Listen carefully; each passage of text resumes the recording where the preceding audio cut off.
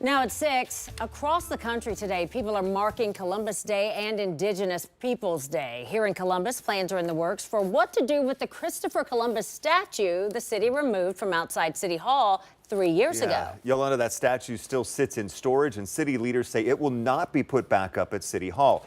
They're working to figure out the most appropriate place and way to display it, and say that's going to take some time.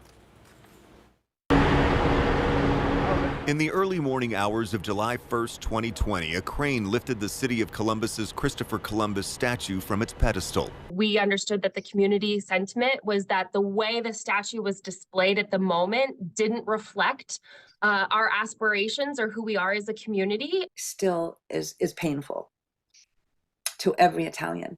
Londa Mazdea Brunetto says painful because of what the statue represents to her Italian-American community in Columbus. We achieved, we made it, we're here.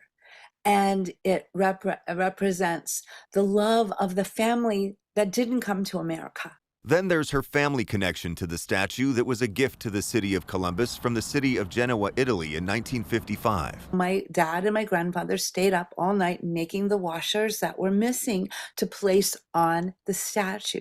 The city is now looking for a different way to display the statue. Jennifer Fenning is a deputy director in the city's Department of Development. She says with a $2 million grant from the Mellon Foundation, the city will bring the community together to collaborate on a design to explain Christopher Columbus's legacy as it is understood today. That's the product of thoughtful community input and historical analysis to make sure the context is right so that we're understanding Columbus's legacy through a lens of his impact on peoples. Mazdea Brunetto says she understands the arguments against Columbus, but wants to make sure the new display will be fair to him while telling the whole story. Okay, let's have points of view. This is why this particular culture believes this particular ethnicity believes this, and let the viewer make his decision.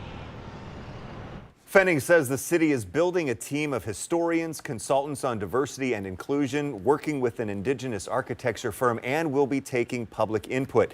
She says it will be a 2-year project to come up with the design for the new statue display. Meantime, the statue is still in storage.